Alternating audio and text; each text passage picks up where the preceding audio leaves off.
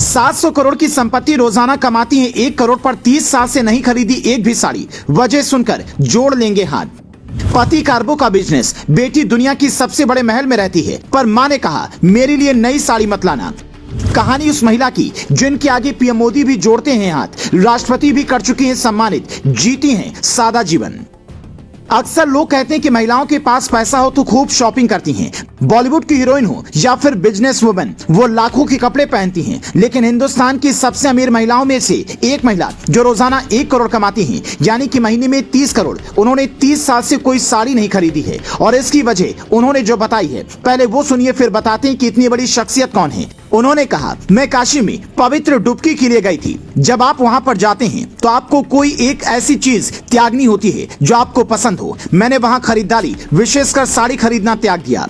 अब मैं केवल जरूरी सामान खरीदती हूँ। मेरे पति भी ज्यादा खरीदारी नहीं करते, जबकि इनके पति के पास कुल 353 अरब की संपत्ति है। दुनिया भर के 12 देशों की 30 ब्रांच में करीब 3 लाख से ज्यादा कर्मचारी काम करते हैं। बावजूद इसके पैसे का थोड़ा सा भी घमंड इन्हें नहीं है। पैसे ने संस्कृति के प्रति इनके प्यार को कम नहीं होने दिया।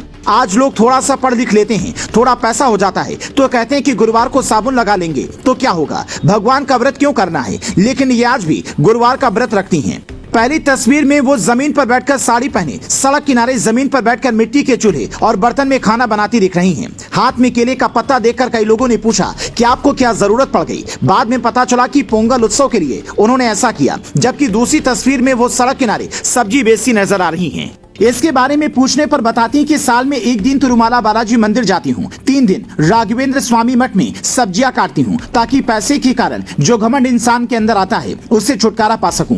तस्वीर देखने के बाद हो सकता है कि आप समझ गए होंगे कि ये साधारण सी दिखने वाली महिला है इन्फोसिस के संस्थापक नारायण मूर्ति की पत्नी सुधा मूर्ति। इनकी बेटी अक्षता मूर्ति ब्रिटेन के प्रधानमंत्री ऋषि सुनक की पत्नी है। जिस ब्रिटेन की आधुनिकता और ड्रेस से लेकर संस्कृति तक अपनाने के लिए हम इंडियन आकुल व्याकुल रहते हैं, वहाँ भी सुधा मूर्ति का असर ऐसा है कि वहाँ के प्रधानमंत्री आवास में सुबह सुबह पूजा की घंटी सुनाई देती है, क्योंकि सुधा मूर्ति इस बात पर यकीन करती हैं कि हमें जो भी मिल रहा है वो हमारी मेहनत और भगवान की कृपा से प्राप्त होता है। सुधा मूर्ति कभी टाटा कंपनी की कर्मचारी थी। वो टाटा इंस्टीट्यूट ऑफ साइंस में पढ़ाई पूरी करने के बाद टाटा की पहली महिला इंजीनियर बनी। उसके बाद जब जेआरडी टाटा से उनकी मुलाकात हुई तो उन्होंने नाम पूछा, जिसके जवाब में उन्होंने कहा अब तक सुधा कुलकर्णी थी, अब सुधा मूर्ति हो गई हूँ। साल 1981 में उन्होंने टाटा कंपनी को अलविदा कहा। 10,000 रुपए से इन्फोसिस की शुरुआत हुई। आखिर दिन जब जेआरडी टाटा से मिलने गई तो उन्होंने कहा कि कोई भी शुरुआत करना खुले मन से करना और जब सफल हो जाना तो समाज की सेवा करना मत भूलना, क्योंकि ये समाज आपको बहुत कुछ देता है। कहते हैं कि आज भी सुधा मूर्ति वो बात भूली नहीं है। समाज के साथ साथ सनातन संस्कृति का जैसा सम्मान वो करती हैं उससे हमें सीखना चाहिए।